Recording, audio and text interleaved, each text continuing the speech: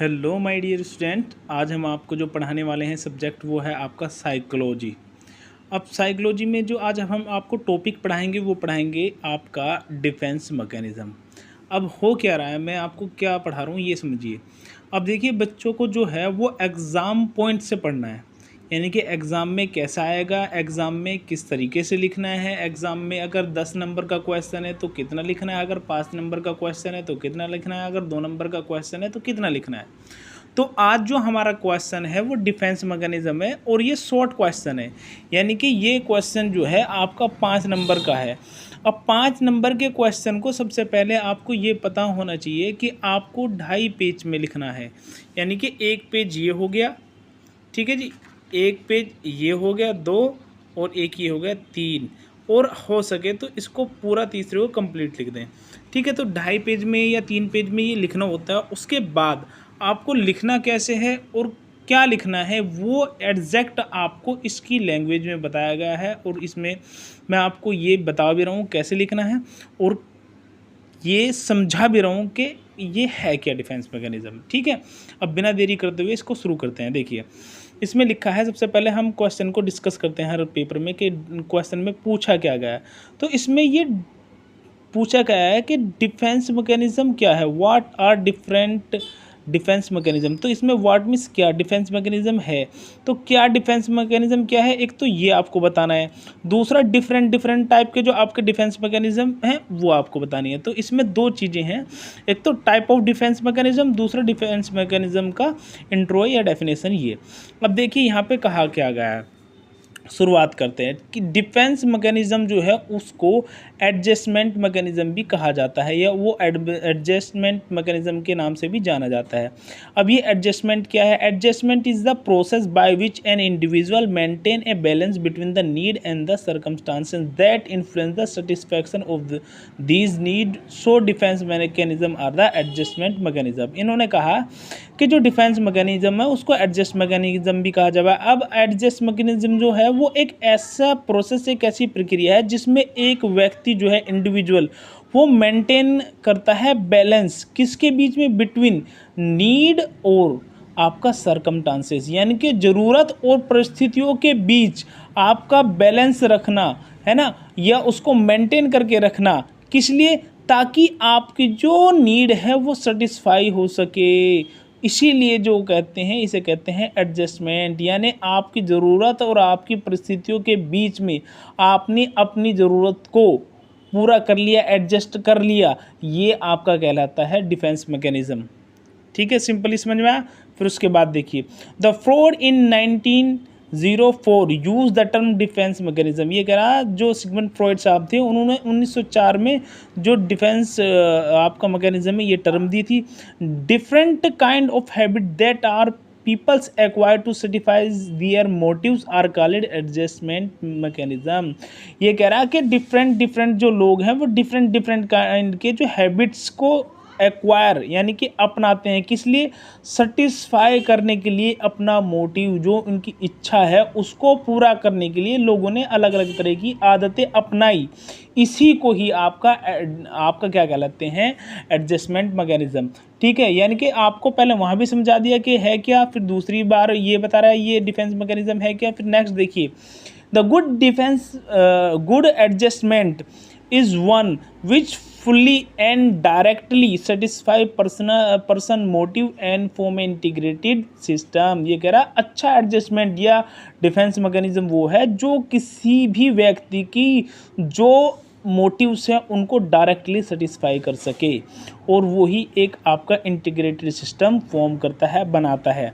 अब mental mechanism are mean of, अब जो देखिए पहला तो इन्होंने कहा कि डिफेंस मैकेनिज्म को ही आपका एडजस्टमेंट मैकेनिज्म कहा, फिर दूसरी में ये कहा कि जो डिफेंस मैकेनिज्म है उसको मेंटल मैकेनिज्म कहा गया है। तो वो क्या है मेंटल मैकेनिज्म, ये देख लीजिए। Mean of compromising with forbidding desire, feeling of guilt और an admission that one is inadequate in facing certain problem. ये कह रहा कंप्रोमाइज़ करना, आपको आपके कोई काम नहीं करना था, निषेधात्मक कार्य था, वो आपकी इच्छाएं या अपराध करने की भावना, आपकी गलत इच्छाएं या अपराध करने की भावना, इन सब को फेस नहीं कर पाना उसमें इनएडिक्वेट होना आपका मेंटल मैकेनिज्म कहलाता है। सिंपल अगर लैंग्वेज में कहूँ तो आपने कोई भी गलत काम कराया, आपकी कोई भी गलत इच्छा थी, आपकी कोई गिल्ट वो थी फीलिंग, अब आप उसको फेस ही नहीं कर पा रहे हो कि भाई ये मैं किस तरीके से इसको फेस करूं, है ना।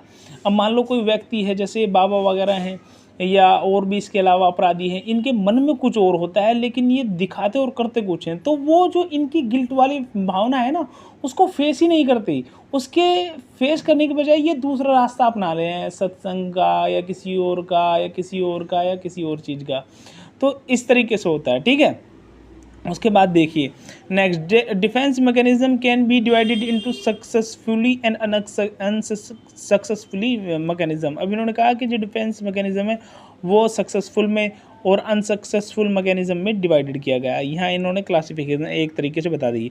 अब इन्होंने कहा कि defence mechanism known as adjustment mechanism, comma ego defence mechanism और मेंटल मैकेनिज्म, यानी कि डिफेंस मैकेनिज्म के 3 नाम बताए हैं, एडजस्टमेंट, ईगो डिफेंस मैकेनिज्म और आपका मेंटल डिफेंस मैकेनिज्म। ये हो गया, समझिए।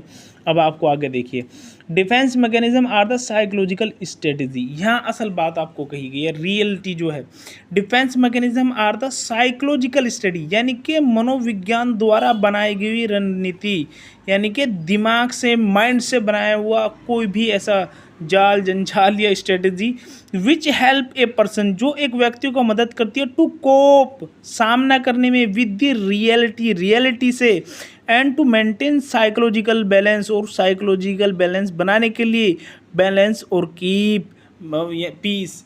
अब पीस इन्होंने ये कहा है कि ये जो डिफेंस मैकेनिज्म है एक माइंड की साइकोलॉजिकल स्टडी है, जो एक व्यक्ति को उसकी रियलिटी से सामना कराने और जो आपका साइकोलॉजिकल बैलेंस है उसको मेंटेन करने या पीस को मेंटेन करने के लिए आप इस्तेमाल करते हो। जैसे मैं आपको एक एग्जांपल दूं कि मान लो आप आज अपने ऑफिस गए थे, तो ऑफिस में आपके बॉस ने आपको बहुत बुरी तरीके से सुनाई, डांट लगाई, और हो सके तो आपको एक वो भी लगा दिया, मुक्का, है ना, गुस्सा भी मार दिया।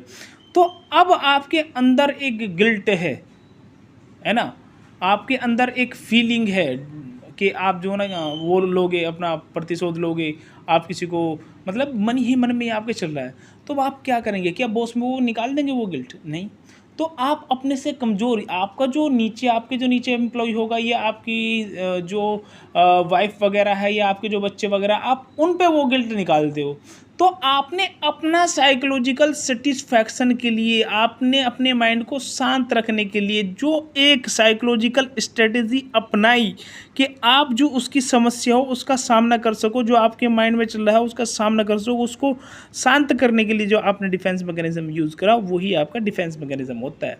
ठीक है ना। कई बार आपने कुछ गलत करा, उससे बचने के लिए आप झूठ बोलते हो, ये डिफेंस मैकेनिज्म है।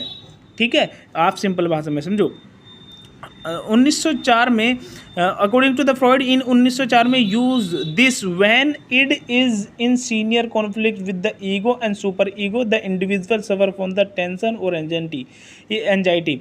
इन्होंने कहा कि 1904 में हुआ क्या, एक व्यक्ति था जो टेंशन और एंजाइटी थी उसको बहुत ज़्यादा, उससे सफ़र कर रहा था, तो उसने जो है ना डिफेंस मैकेनिज्म का यूज़ करा, है ना। जब उसको कॉन्फ्लिक्ट था, यानी कि ईगो और सुपर ईगो में उसका बैलेंस ही बन नहीं पा रहा था। यानी कि देखो इसमें क्या कहा, और दूसरे तरीके से समझ लो, क्या अच्छा है क्या गलत है, जब इनके चीज़ में फंस जाएं, है ना, और आपका माइंड सेटिस्फाई ना हो पाए या आपकी नीड सेटिस्फाई ना हो जाए, तो उस वक्त जो आप काम करते हो ना, वो आपका डिफेंस मैकेनिज्म होता है। अब देखिए फिर इसको डिफेंस मैकेनिज्म को 2 तरीके से वो किया गया है, आपका क्लासीफाई किया गया है, इसके टाइप हैं। और देखिए जब भी आप टाइप या क्लासिफिकेशन लिखिए तो हमेशा एक डायग्राम बनाए इस तरीके से, यानी कि डिफेंस मैकेनिज्म के टाइप है ना, यहाँ पे उसके बाद एक हो गया पॉजिटिव और एक हो गया आपका नेगेटिव, इस तरीके से। और उसके बाद यहाँ पॉजिटिव वाले के एग्जाम्पल लिख दें, यहाँ नेगेटिव वाले के एग्जाम्पल लिख दें। उसके बाद लिखने के बाद भी आप जो ना हमेशा कभी भी ऐसा डायग्राम बनाएं तो उसको चारों तरफ से बॉर्डर ज़रूर कर दिया करें, ठीक है ना। तो वो अच्छा लगता है। तो अब यहाँ टाइप बता दिया, मैं आपको बता दिया कि कभी भी ये टाइप वगैरह है तो इस तरीके से। अब इसमें पॉजिटिव जो डिफेंस मैकेनिज्म है उसमें rationalisation, substitution, sublimation, compensation, identification, intellectualisation, repression और इंट्रोजक्शन, ये आपके पॉजिटिव के वो हैं डिफेंस मैकेनिज्म। ठीक है, यहाँ तक समझ में आ गया आपको। फिर उसके बाद हम चलते हैं नेगेटिव डिफेंस मैकेनिज्म के बारे में। अब ये है आपका नेगेटिव डिफेंस मैकेनिज्म। अब नेगेटिव जो डिफेंस मैकेनिज्म है उसको देख लीजिए। इसमें ये कहा गया है कि ये वाले हैं आपके नेगेटिव डिफेंस में। इसमें displacement, suppression, denial, dissociation, conversion और reaction formation, denial, projection, fixation, fantasy और रिग्रेशन, ये आपके नेगेटिव के हैं। अब आप टोटली अगर इनको आपको इसका वो करके दूँ, निष्कर्ष कंक्लूजन निकाल के दूँ, तो आपको मैं ये बता रहा हूँ कि कभी भी आपका कोई भी क्वेश्चन आए साइकोलॉजी का, तो सबसे पहले आप उस क्वेश्चन को वो करें रीड करने के बाद तब आप उस क्वेश्चन को, एक चीज़ और देखो, जैसे मान लो ये क्वेश्चन आपका सेक्शन ए का है, तो सबसे ऊपर आपको कॉपी में जब आप पहला क्वेश्चन लिख रहे हैं तो वहाँ सबसे पहले ऐसे लिखना चाहिए कि सेक्शन, सबसे ऊपर ही कॉपी में जब आप एग्जाम की में लिखें तो सेक्शन ए लिखें। सेक्शन ए के बाद उसका क्वेश्चन नंबर क्लियरली बड़े लेटर में, और इसको भी हाईलाइट कर दे कि ये सेक्शन ए है। फिर उसके बाद क्वेश्चन नंबर ए, और ए का भी कौन सा है, ये सी, ये क्लियरली विजिबल होना चाहिए आपका, है ना, इसे भी हाईलाइट कर दे। फिर उसके बाद क्वेश्चन लिखे। ठीक है, क्वेश्चन लिखने के बाद फिर यहाँ से थोड़ा सा ये लाइन छोड़ के यहाँ से आंसर लिखना शुरू कर दें। फिर यहाँ से ऐसे आंसर लिखें, ऐसे आंसर लिखें। तो इस तरीके से आप लिखें, और ये जो आपका सेक्शन है, आपका क्वेश्चन नंबर है और उसका जो सब क्वेश्चन है ना, ये बिल्कुल क्लियरली विजिबल होना चाहिए। और दूसरा आंसर भी जो है ना, आप एकदम क्लियर लिखें, आंसर जो वर्ड है ना वो लिखें और इसको भी हाईलाइट कर दें, ताकि जो एग्जामिनर है उसको पता रहे कि ये वाला सेक्शन है, ये इसका ये क्वेश्चन है, इसका ये सब क्वेश्चन है, और इसका आंसर यहाँ से शुरू है और यहाँ पे इसका आंसर ख़त्म है। तो आपको क्लियरली उसमें लिखना है। दूसरा, जब आप क्वेश्चन कोई भी लिखें तो सबसे पहले उसे एनालाइज कर दें कि इसमें पूछा क्या है। जैसे इसमें what are the different defence mechanism.